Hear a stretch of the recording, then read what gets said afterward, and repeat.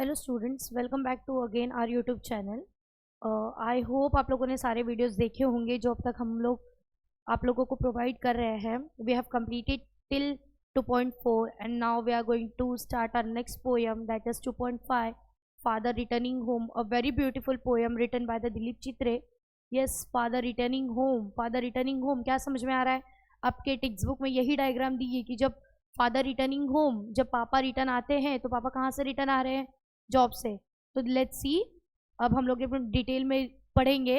Father returning home के ice breakers की बात कर रहे हैं। Discuss with your partner the difficulties that you face while commuting to and fro from college by the public transport.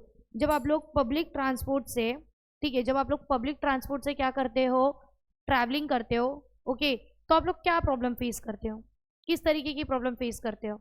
क्या होता है? बहुत ज़्यादा क्राउड होता है, सिक्योरिटी फील नहीं होती, राइट? क्या क्या प्रॉब्लम फेस करते हो? पब्लिक ट्रांसपोर्ट में क्राउड फेस करते हो, सिक्योरिटी फील नहीं होती, और क्या होता है? बहुत ज़्यादा टायर्डनेस फील होने लगती है। समटाइम्स ऐसा होता है ना कि बहुत ज़्यादा हेजिटेशन फील होने लगती है। क्या है प्रॉब्लम्स, क्या डिफिकल्टीज होती है पब्लिक ट्रांसपोर्ट की? कभी कभार मतलब बोलते हैं ना कि लोकल थिंग्स हैपन हो जाती है। आप लोगों को जो भी प्रॉब्लम्स है वो आप लोग लिख सकते हो। The similar problems that problems are faced by the commuters on the way to their place. Imagine their plight and suggest the solutions.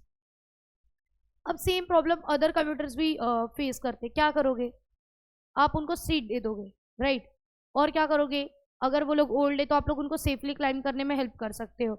अगर किसी का बहुत ज़्यादा लगेज है तो आप उनके लगेज उठाने में हेल्प कर सकते हो, राइट? इफ़ समवन नीड्स, अगर कोई आपको दिख रहा है कि हाँ किसी को चक्कर आ रही है, कोई बहुत हेजिटेट हो रहा है, सफोकेशन फील हो रहा है, तो आप उनको वाटर ऑफर करो, ठीक है? आप लोग यही सारी चीज़ें में हेल्प कर सकते हो। Okay, complete the following table. The way your our elders take care of us. हमारे एल्डर हमारा कैसे ख्याल रखते हैं? They love us, they protect us, they, you can say like this कि वो हमारी सारी नीड को कंप्लीट करते, they completes our all needs, right? उसके बाद they care for us, right? सारी चीज़ें तो वही लोग करते हैं। हम क्या करेंगे रिटर्न में अपने फैमिली के लिए? डेली कोर्स में काम हेल्प करोगे, ठीक है?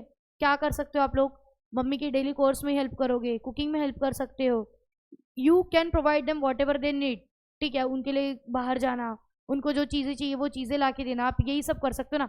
आप कैसे, आप रिटर्न में उनकी केयर करोगे, राइट? जैसे अगर कोई ओल्ड पर्सन है तो आप उनके साथ बैठोगे, उनके साथ टाइम स्पेंड करोगे। You can write this are the things. Write your duties towards the following. Parents की टूवर्ड्स तुम्हारी क्या रिस्पॉन्सिबिलिटी है? क्या आपकी ड्यूटीज़ है पेरेंट की तरफ? कि पेरेंट्स को हाउस कोर्स में हेल्प करनी है, राइट? पेरेंट्स की बातों को पहले तो सुनना है, डिनाई नहीं करना है, निग्लेक्ट नहीं करना है, यही ड्यूटीज़ होती है सबसे इंपॉर्टेंट। सिबलिंग्स की, सिबलिंग्स के हैप्पीनेस को, सॉरोस को शेयर करना सबसे इंपॉर्टेंट होता है, तो वही करोगे भाई बहनों के साथ। उनको भी गेम्स में हेल्प चाहिए, उनको स्टडी में हेल्प चाहिए, वैसे हेल्प करोगे। ग्रैंड पेरेंट्स के साथ, ग्रैंड पेरेंट्स को तो सबसे पहले बहुत सारा लव, बहुत सारा फॉन्ड आप दोगे, उनको अच्छी मेमोरीज दो, उनके साथ टाइम स्पेंड करो, यही आपकी ड्यूटीज है, राइट? टीचर एंड क्लासमेट के साथ क्या ड्यूटी है? टीचर्स की तो पहले रिस्पेक्ट करो, टीचर्स के लिए नहीं, खुद के लिए पढ़ो, यही टीचर्स के लिए आप लोगों की ड्यूटी हो जाएगी कि प्रॉपर स्टडी करना, राइट? क्लासमेट्स के लिए क्या है? क्लासमेट्स को भी कॉपरेट करो, सपोर्ट करो, यही सारे कि उनको अगर कोई चीज़ चाहिए you can share them notes. आप लोगों को ये ओन से लिखना है, लेकिन आपको समझ में आ रहा है? होल एंड सोल सिनेरियो हमें यही बता रहा है कि हमें क्या करना है। ये कुछ ट्रांसपोर्ट के बारे में बता रहा है, कुछ ड्यूटीज़ के बारे में बता रहा है, कुछ बड़ों की केयर के बारे में बता रहा है। तो let's see what is given in our poem. The poem is written by the Dilip Chitre, जिनका बॉर्न हुआ है 1938 एंड डेथ हुआ है 2009, ठीक है? ये एक बाइलिंगुअल पोएट थे, मीन्स कि Marathi as well as English, okay? तो ये ट्रांसलेटर थे जिन्होंने बहुत सारे वर्क मराठी इंग्लिश में ट्रांसलेट किए हैं।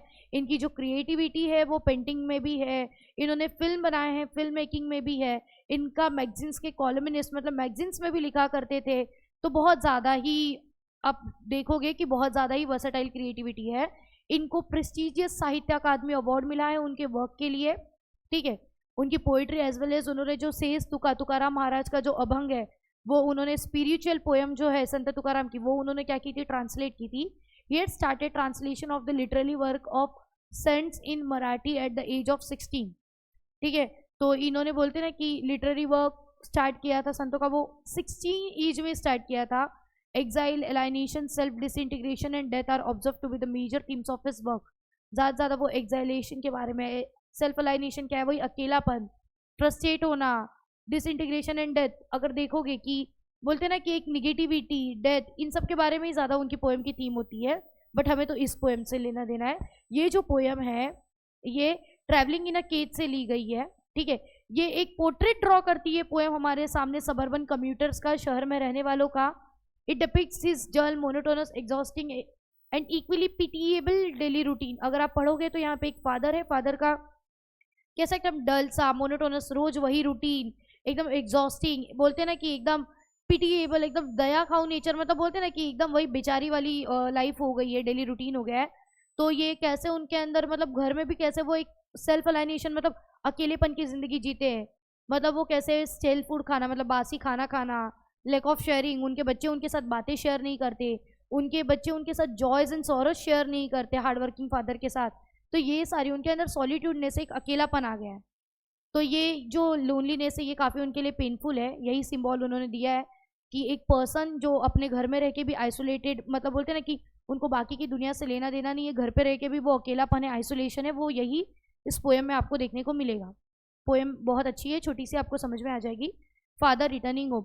माई father's travel on the late evening in the train, standing among the silent commuters in the yellow light, suburbs slide past his unseeing eyes. His shirts and pants are soggy, and his black raincoat, stained with the mud, and his bag stuffed with the books, is falling apart. His eyes, dimmed by age, fade homeward through the humid monsoon night. Now I can see him getting off the train like a word dropped from a long sentence.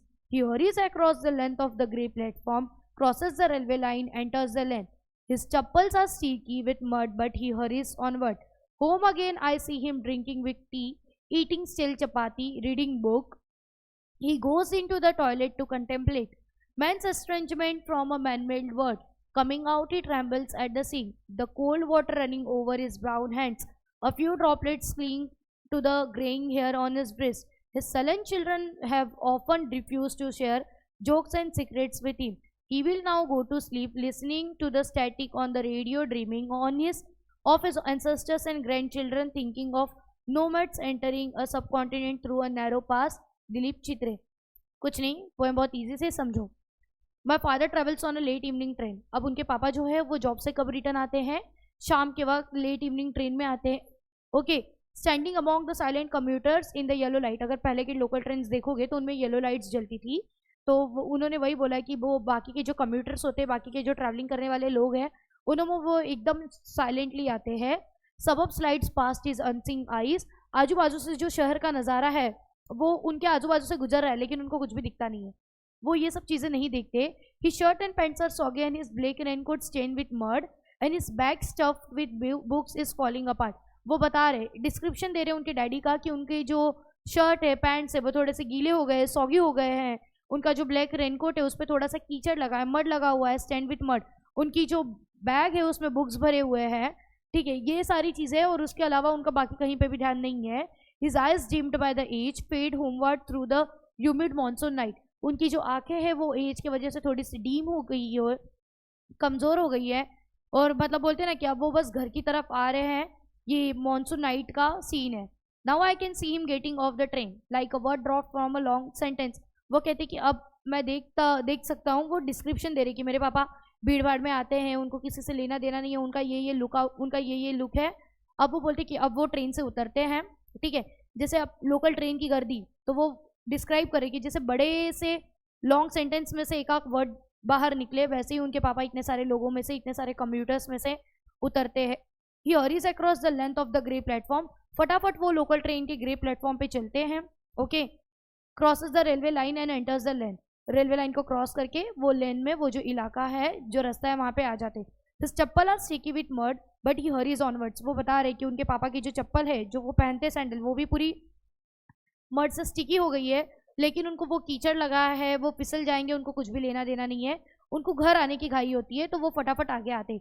Home again I see him drinking with tea, eating a stale chapati, reading a book. वो कहते घर आने के बाद फिर मैं देखता हूँ उनको कि वो मतलब बोलते ना ठंडी चाय पीना, वीक टी, वो बासी रोटी खाना, स्टेल चपाती और बुक रीड करना। देखो ऐसे गर्दी में से, तो यही दिखाया।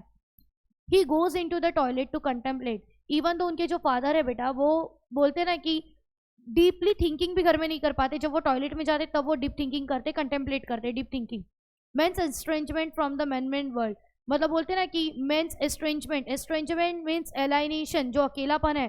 तो इतने मैन वर्ल्ड में एक इंसान अकेला है, तो बस वही उनके लिए शॉकिंग है। Coming out he trembles at the sink, फिर वो टॉयलेट से बाहर आते हैं, तो जब वो सिंक में हाथ धोते तो उनके हाथ थोड़े से कांपते, ट्रैम्बल होते।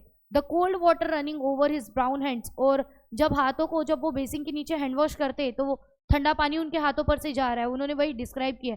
अ few droplets cling to the greying hair on his wrist, फिर उनके जो मुट्ठी पे ये जो थोड़े से बाल है, तो उनके ऊपर पानी लगने की वजह से, मतलब बोलते हैं ना कि वो थोड़ा सा ग्रेइंग हेयर पे कुछ ड्रॉपलेट रह जा रहे। His sullen children have often refuse to share jokes and secrets with him, और उनके ये जो बेड टेम्पर, ये जो चिलम चिली करने वाले बच्चे हैं, सलन चिल्ड्रन है, वो अपने पापा के साथ, मतलब बोलते हैं ना कि जोक, सीक्रेट्स, हैप्पीनेस, बोलते हैं ना कि ये सब चीज़ें शेयर ही नहीं करते। He will now go to sleep.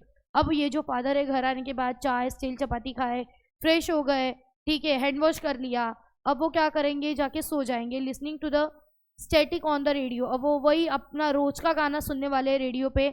Dreaming of his ancestors and grand children, अब वो जब रेडियो पे गाने सुनते तो वो अपने एंसेस्टर, अपने पूर्वजों के बारे में, उनके आने वाली फ्यूचर जनरेशन, ग्रैंड चिल्ड्रन के बारे में सोचेंगे। Thinking of nomads entering a subcontinent through a narrow pass, उनके माइंड में यही आने वाला है। जब वो डीपली सोचते होंगे तो माइंड भी वो ये सोचते रहेंगे कि इतना बड़ा जो सबकॉन्टिनेंट है, इतनी बड़ी जो दुनिया है, उसमें मेरी लाइफ कैसे चल रही है, लोग कहाँ से आए, इस नैरो पास में लोग कहाँ से कहाँ तक चले गए। तो ये जो नई नई चीज़ें उनके लाइफ में एंटर करती हैं, तो बस वो यही सारी थिंकिंग करते हैं। देखो, एक फादर का रूटीन बताया है कि वो कैसे ट्रेन की ट्रैवलिंग करके आते हैं, फिर भी एक लाइफ उनकी कैसे सॉलिटरी लाइफ है, एक सॉलिट्यूड जीवन वो जी रहे हैं, और उनके बच्चे कैसे, बस वही एक डिस्क्रिप्शन दिया है, उनकी एक जर्नी बताइए, right.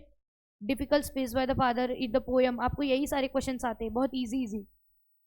But without wasting time हम अपना अप्रिसिएशन कर लेंगे। ओके, हमें पता है हमें अप्रिसिएशन में फ्यू पॉइंट्स कवर करने होते हैं बेटा, राइट। तो हमारे अप्रिसिएशन के पॉइंट्स यही होने वाले हैं, दैट हमें क्या करना है, about the poem, title, poet, theme, language style, right. फिर afterwards language style, special feature, opinion, okay. About the poet में हम देखते हैं, ये आप लोगों को पता चल गई है, ऑटोबायोग्राफिकल पोएट है, पोएम खुद से, पोएट खुद से बात करे। तो the father returning home, written by the poet Dilip Chitre, it is an autobiographical poem. Poem expresses the theme of the separation and generation gap between the father and his children. सही बात है, यहाँ पे आपको जनरेशन गैप देखने मिल रहा है। The poet has use different visuals to express the theme, ये जो पोएम है ये हमें सैडनेस, लोनलीनेस बता रही है, ठीक है। जो फादर अपनी बेसिक नीड्स को भी रिफ्यूज कर दे रहे। दिलीप चित्रे एक फेमस इंडियन बाइलिंगुअल पोएट है, ट्रांसलेटर है, फिल्म मेकर है, ठीक है। टाइटल बहुत सिंपल है, मीनिंगफुल है, ये एक पैथेटिक कंडीशन बता रहा है, पेनफुल लोनलीनेस बता रहा है। You can write it by your own words. The name of the poem is Father Returning Home. It is written by the Dilip Chitre. In this poem, the poet has portrayed the ये life of the father, और वो जो life है, it is very the life is full of loneliness, sadness, ठीक है। ये और ये जो poem है ये simple है, meaningful है, own में लिख सकते हो आप लोग। Point हमें बस cover करने, theme यही है कि ये जो story, मतलब कि एक डोर ऑफ हिज फैमिली बताया है, राइट। कि ये जो फादर है, he is very hard working father, उनकी एकदम पिटिएबल सबर्बन की लाइफ है, बट उनकी फैमिली जो है वो उनका बिल्कुल भी ख्याल नहीं रखती। His family doesn't take care of him, he feel himself lonely in this crowded world and find depression. उनके जो फादर है वो खुद को अकेलापन में पाते हैं और उनको डिप्रेशन वो फेस करते हैं, ये चीज़ें उन्होंने बोली है। लैंग्वेज एंड पोएटिक डिवाइस, बेटा फ्री वर्स था, there was no rhyme scheme if you will read, right. So poem is written in free verse form, no rhyme scheme you will find. Past participle जो use है वह remarkable है, alliteration, simile, personification जैसे repetition, ऐसे figure of speech use हुए, कहीं कहीं पे पॉज के लिए कॉमा यूज हुआ है, राइट। अब इसमें तो हम लोग स्टैंजास नहीं लिख सकते, पॉसिबल ही नहीं है, राइट। आफ्टरवर्ड स्पेशल फीचर तो पोएम की यही है बेटा कि एक विजुअल इमेजरी बनाइए। सोचो ना, फादर आ रहे हैं, आप लोग इमेजिन कर सकते हो, ग्रे प्लेटफॉर्म पे चल रहे हैं, ऐसा ऐसा उनका लुक है, राइट। तो image of yellow light, local train, then unseeing eyes, dimmed eyes, black raincoat, weak tea, आप लोग ये सब इमेजिन कर सकते हो। मैसेज यही है कि एकदम पैथेटिक लोनलीनेस आपको बताया एक फादर का, that man has forgotten love and attachment. So we should not ignore our parents, we should not ignore our family member, once like mentioned in the poem, right? ये poem हमें appreciate करती है कि हमें elderly people के साथ contact में रहना चाहिए, ये हमें वैल्यूएबल मैसेज देती है मॉडर्न वर्ल्ड का। आपका ओपिनियन क्या है कि आई रियली लाइक दिस पोएम। ये जो पोएम है हमें एक पिक्चर ड्रॉ करी हमारे सामने कि लोनली फादर का, तो हमें इससे हम लोग ये लिख सकते हैं कि it is very meaningful poem, I really like this poem. It is telling us about the value of our, मतलब value of hard work of father आप बोल सकते हो। We should maintain the value of our elderly person, those who stay in our family, those who care for us. आप अपने own से लिखोगे, बस आपको ये समझना था कि पोएम में क्या था। पोएम में यही था, एक फादर की सॉलिट्यूड लाइफ। अगर आपको आपके पोएम का एक एक्चुअल समरी समझ में आ जाता है ना कि क्या पोएम बता रही है, तो you can right that. Even तो पोएम भी आपको दी जाती है एग्जाम में, तो you can right that appreciation, you then you are able to solve the question answers, I can say. So student, I hope आप लोगों को पसंद आया। Thank you so much. You can contact us on social media through Instagram, Facebook, YouTube, as well as आपको app मिल जाएगा Google Play Store and Apple App Store पे। So please kindly keep watching us and study करते रहो। Will see you in the next class with the another poem. Okay, bye everyone.